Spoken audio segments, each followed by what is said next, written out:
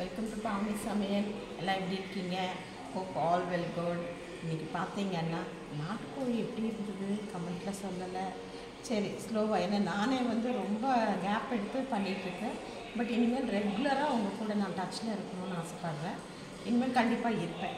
இன்றைக்கி பார்த்தீங்கன்னா ஒரு நல்ல ஒரு வெஜ்ஜு பழுத்த மிளகா சட்னி. இப்போ நம்ம வீட்டில் செஞ்சது இது பழுத்த மிளகா வச்சு செய்கிறது. அப்புறம் கத்திரிக்காய் பொரியல் பாருங்கள், அப்படியே முழுசாக கத்திரிக்காய் பொரியல்.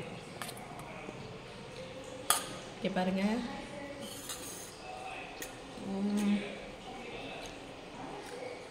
சூப்பராக இருக்கும். ரைஸ், அப்புறம் இது ஆந்திரா பப்பு, டமாட்டா பப்பும்போம். நான் வீடியோ கூட போட்டிருந்தேன். அந்த பருப்பு தான் இன்றைக்கி பாருங்கள்.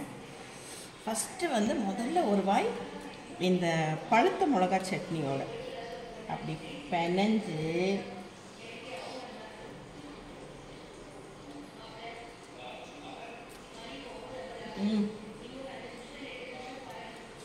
அல்டிமேட்டாக இருக்குங்க.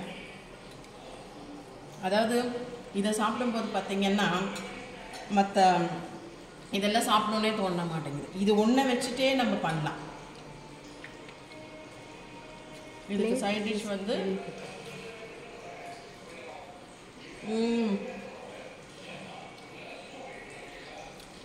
அந்த முழு கத்திரிக்காய் அது அப்படியே சாப்பிடும்போது இதாக இருக்கும். இப்போது பப்பு, டமாட்டா பப்புவோட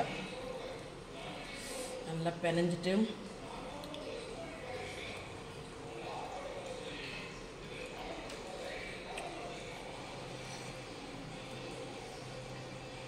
அதுக்கும் ஒரு வாய்.